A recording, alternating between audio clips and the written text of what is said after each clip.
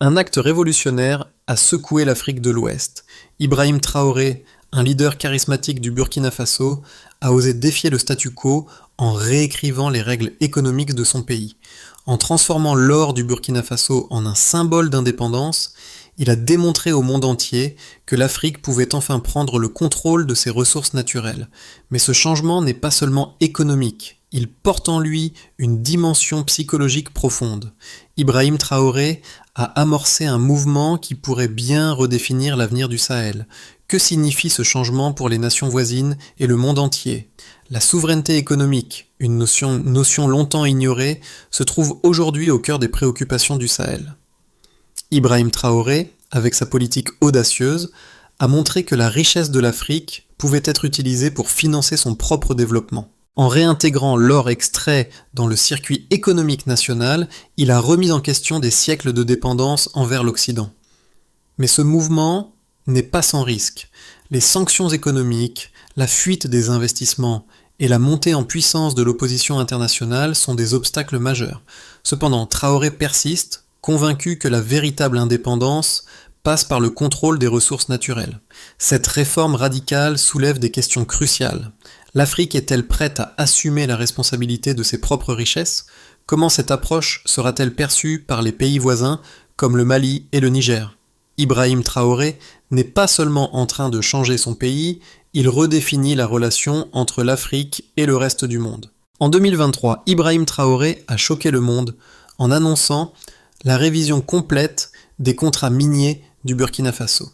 Il a révélé que le pays allait désormais prendre une part plus importante des bénéfices de l'exploitation de ces mines d'or, une décision qui a bouleversé les standards internationaux, notamment ceux établis par les anciennes puissances coloniales.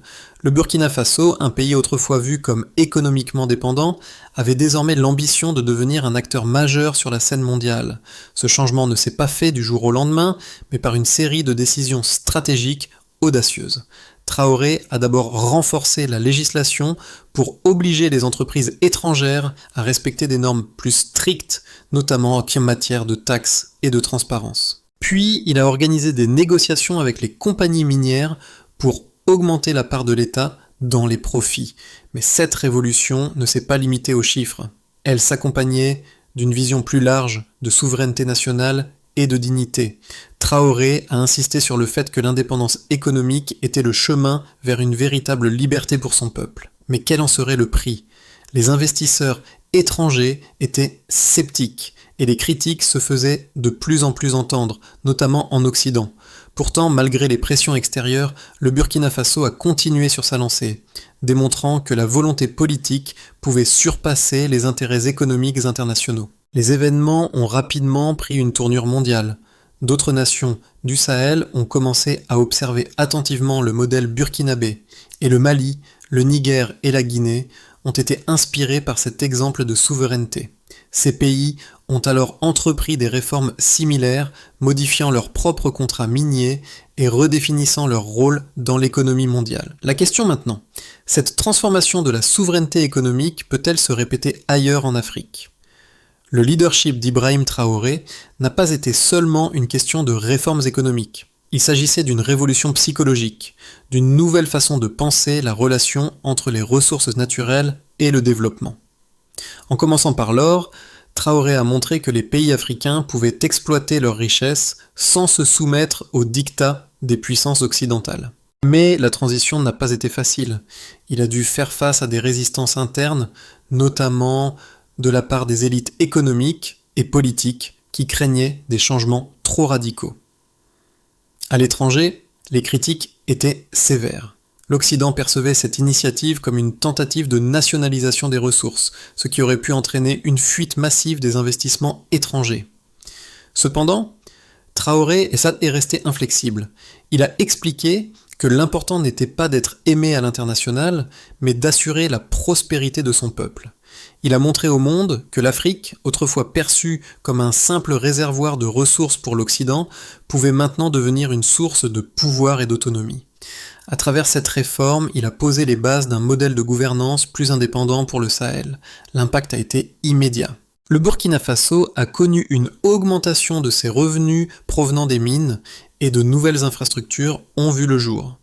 Mais au-delà de ces résultats immédiats, l'impact à long terme pourrait bien redéfinir la trajectoire économique de toute la région.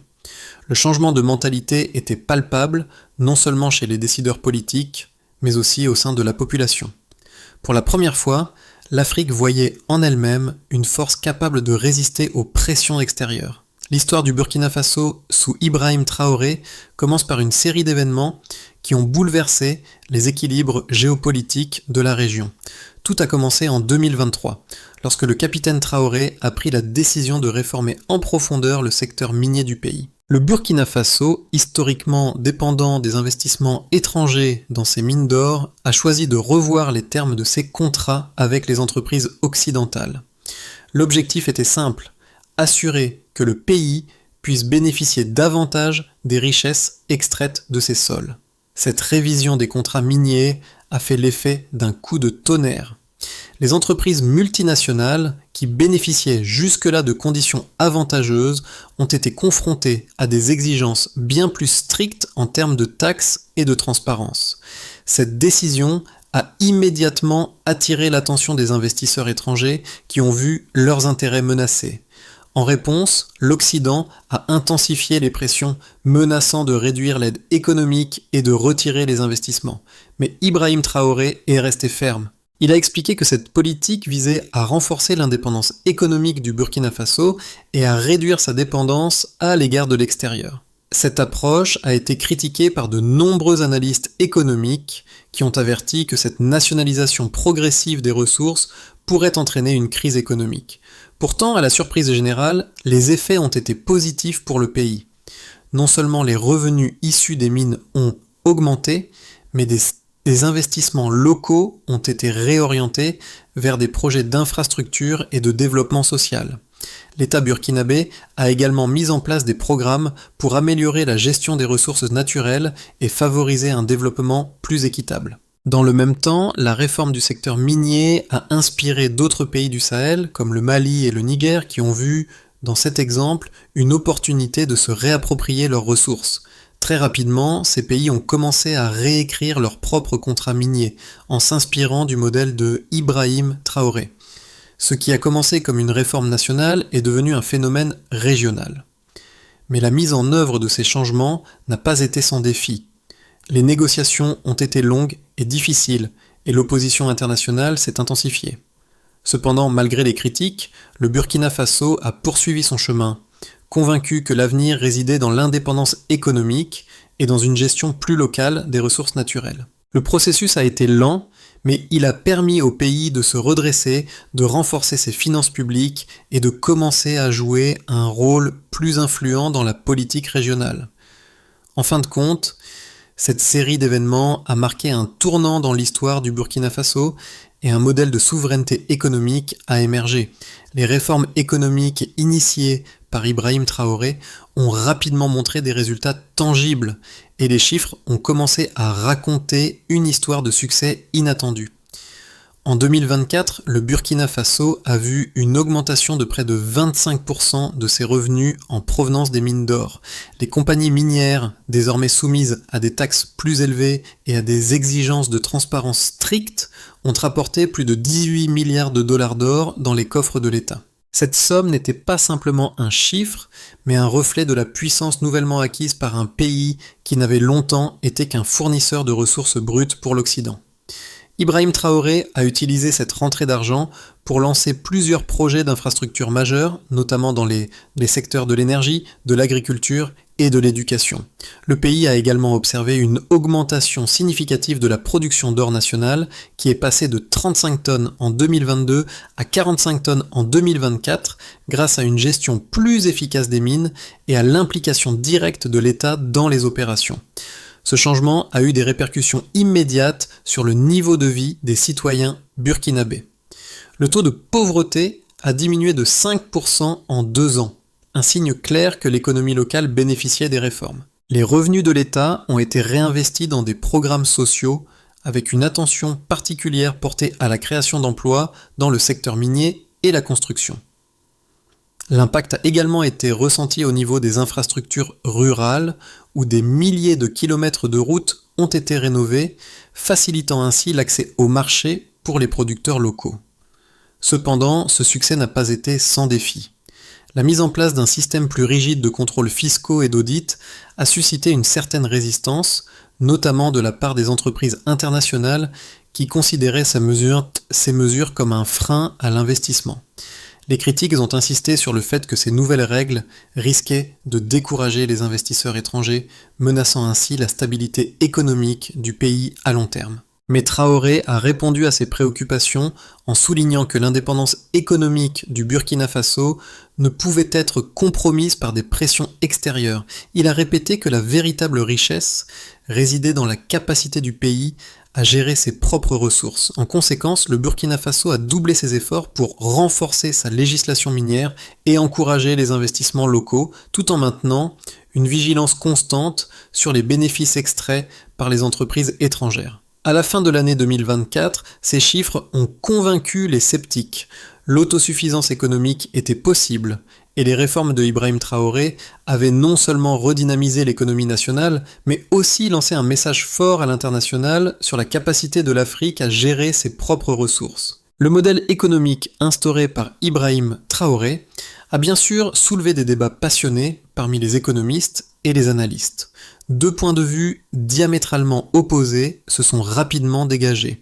D'un côté, les partisans de Traoré, principalement composés de décideurs politiques africains et de nombreux économistes locaux, ont salué sa vision audacieuse et son courage politique. Ils ont soutenu que cette réforme permettait aux pays du Sahel de se libérer de l'emprise des puissances coloniales et de l'influence étrangère, ouvrant ainsi la voie à une souveraineté véritablement économique. En adoptant cette approche, le Burkina Faso, selon eux, ne faisait que suivre l'exemple de certains pays asiatiques qui avaient réussi à s'imposer comme des acteurs économiques majeurs après avoir pris le contrôle de leurs ressources naturelles. Traoré, pour eux, incarnait un leadership visionnaire, celui qui refusait de rester un simple spectateur dans un système économique mondial dominé par l'Occident. L'argument central de ses partisans était que, en redirigeant les ressources extraites vers l'État, le Burkina Faso allait non seulement améliorer sa situation financière, mais aussi favoriser un développement durable en réinvestissant ses fonds dans l'infrastructure, l'éducation et la santé. L'impact à long terme de cette stratégie serait la diversification économique et la création d'emplois pour les générations futures. En revanche, les opposants à ces réformes, dont certains économistes occidentaux et des acteurs du secteur privé, ont pointé du doigt le danger d'une telle politique. Ils ont averti que la nationalisation progressive des ressources naturelles pouvait entraîner une fuite des capitaux, un ralentissement des investissements étrangers et, en fin de compte, un isolement économique du pays.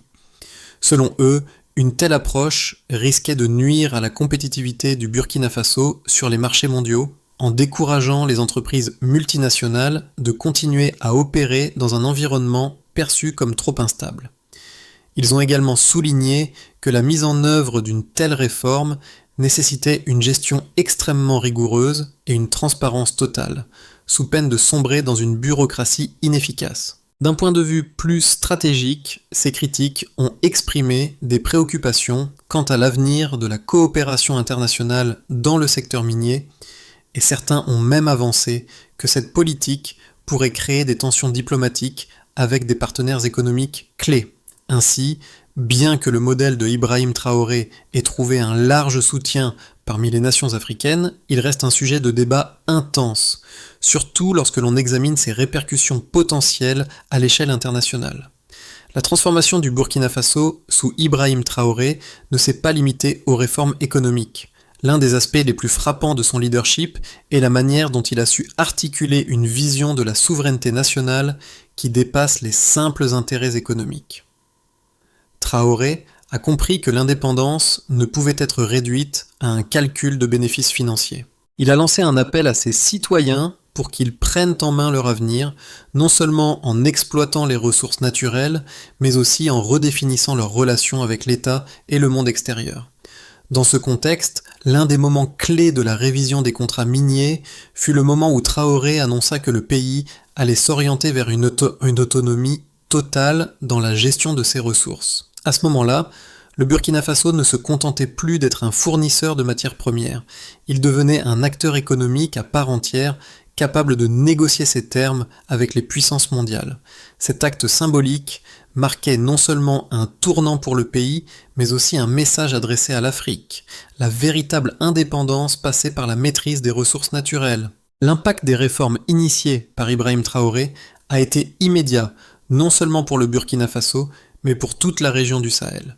Après la révision des contrats miniers, le pays a vu ses revenus nationaux croître de manière significative. En 2025, le gouvernement burkinabé a annoncé une augmentation de 20% de ses revenus provenant des secteurs miniers, ce qui a permis de financer d'importants projets d'infrastructure. Le pays a commencé à investir massivement dans des routes, des écoles, des hôpitaux et des réseaux électriques, ce qui a eu un effet direct sur la vie quotidienne des citoyens. En outre, cette nouvelle stabilité économique a eu un impact direct sur les conditions de vie des Burkinabés. Le taux de chômage a diminué de près de 15% en 2 ans, grâce à la création de milliers de nouveaux emplois dans le secteur minier et les industries connexes. Les salaires ont augmenté et les conditions de travail se sont améliorées dans les zones rurales. Cependant, l'élément le plus marquant de cette transformation reste le changement de mentalité au sein de la population. L'indépendance économique est devenue une priorité nationale. Ibrahim Traoré a réussi à redonner à son peuple un sentiment de dignité en leur prouvant qu'il était possible de se libérer de la dépendance aux puissances étrangères. Mais bien que ces résultats aient été impressionnants, l'impact régional a été tout aussi important. Le modèle burkinabé a rapidement été observé par d'autres pays du Sahel, notamment le Mali et le Niger, qui ont commencé à réexaminer leurs propres contrats miniers. La mise en œuvre de réformes similaires dans ces pays a eu des répercussions majeures sur l'économie de la région. Le Mali a annoncé la révision de ses contrats avec les multinationales et le Niger a commencé à nationaliser ses mines d'uranium en imitant l'exemple du Burkina Faso. En l'espace de 2 ans, le Sahel est passé d'une région perçue comme dépendante à une région prête à défier les grandes puissances économiques mondiales. Toutefois, cette transformation n'a pas été sans controverse. Les relations diplomatiques avec l'Occident ont été mises à l'épreuve et des sanctions économiques ont été évoquées à plusieurs reprises par les gouvernements européens. Malgré cela, Ibrahim Traoré a tenu bon, convaincu que l'avenir de son pays résidait dans sa capacité à prendre ses décisions en toute indépendance. À ce jour, l'impact des réformes sur l'économie burkinabé continue de se faire sentir, mais les répercussions sur le plan géopolitique sont tout aussi significatives. Le Sahel est désormais en pleine mutation, et l'ancienne dynamique de dépendance est en train de se renverser.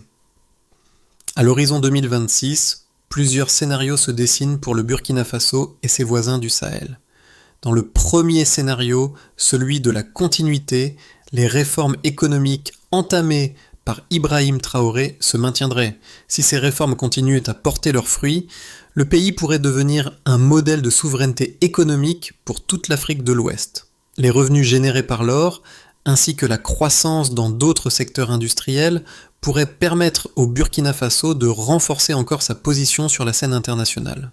Dans ce scénario, le pays verrait également une diversification de son économie, avec une forte croissance dans les secteurs de l'agriculture et des infrastructures. Le Burkina Faso pourrait alors jouer un rôle clé dans la transformation de la région en incitant d'autres nations africaines à suivre son exemple. Dans le second scénario, celui de l'instabilité, une rupture brutale avec les réformes entreprises par Traoré pourrait survenir. Si les pressions internationales, telles que les sanctions économiques et les menaces de réduction de l'aide, se faisaient trop fortes, le pays pourrait se retrouver isolé économiquement. L'absence de coopération internationale pourrait entraîner un ralentissement de la croissance, avec des conséquences négatives sur les investissements et l'emploi.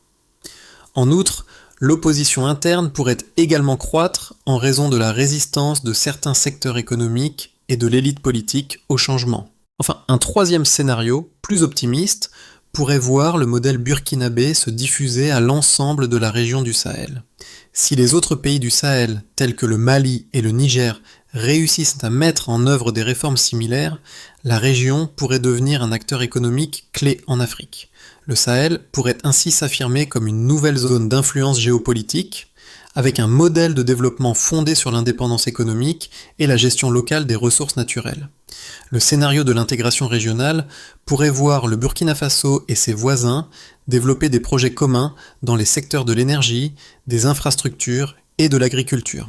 Ces initiatives régionales offriraient des avantages économiques considérables en réduisant les dépendances extérieures et en renforçant la cohésion politique et économique de la région. Les réformes initiées par Ibrahim Traoré et leur impact sur le Burkina Faso et la région du Sahel résonnent profondément dans le contexte mondial actuel.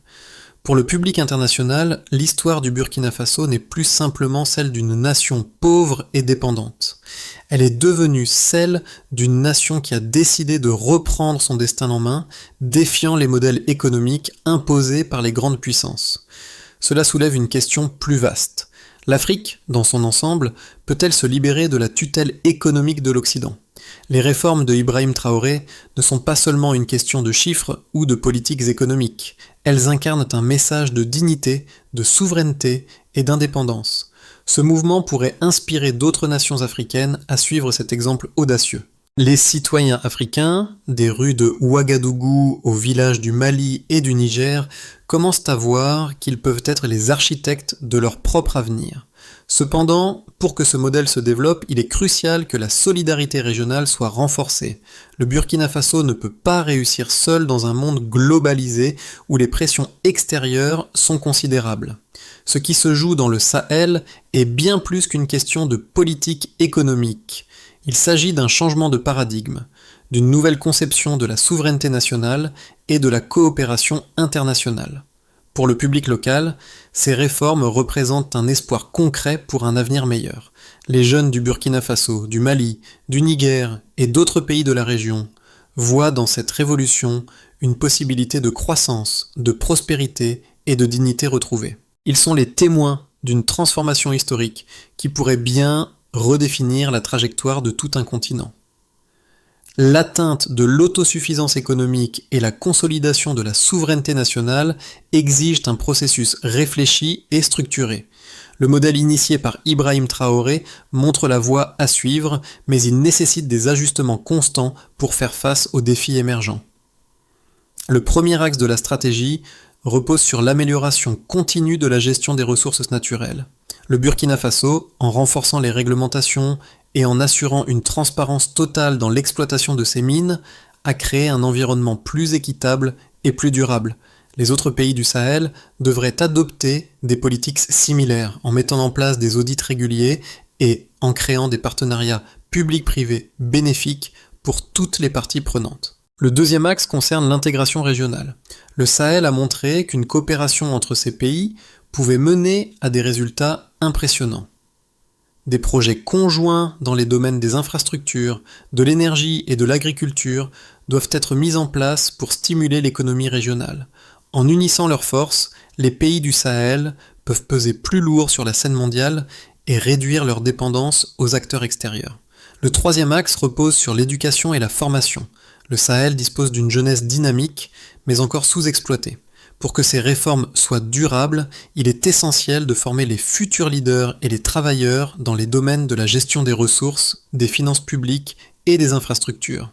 Enfin, la diversification de l'économie est un pilier clé. Bien que le secteur minier soit crucial, il ne doit pas être la seule source de revenus pour ces pays. Les initiatives pour promouvoir l'agriculture durable, l'industrie manufacturière locale et le développement des technologies doivent être encouragés.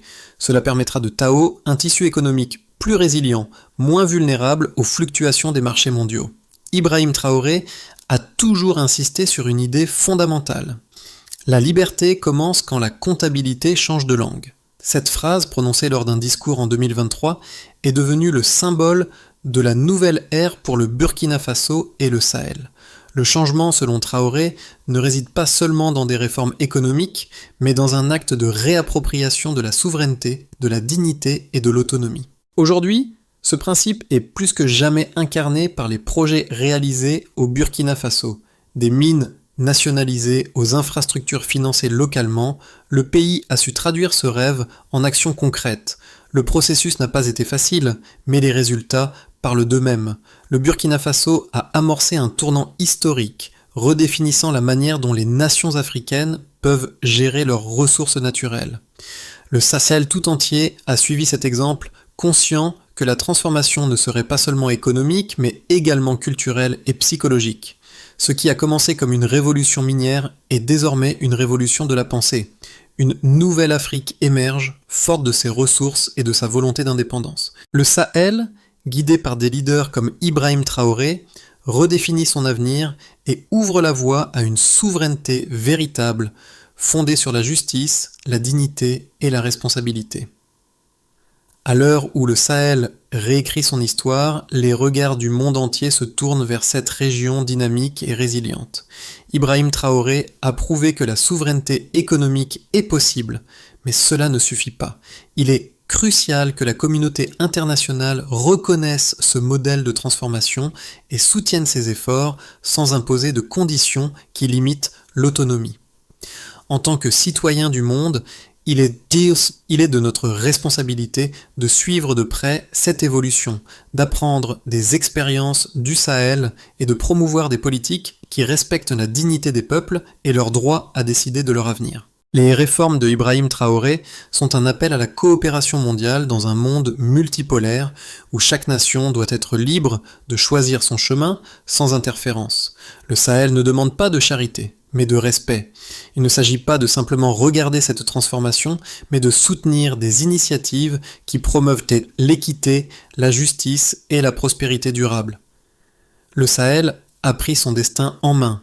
À vous de faire de même dans votre propre région en cherchant à créer des ponts de collaboration et de compréhension mutuelle afin de bâtir un avenir commun, solidaire et équitable pour tous.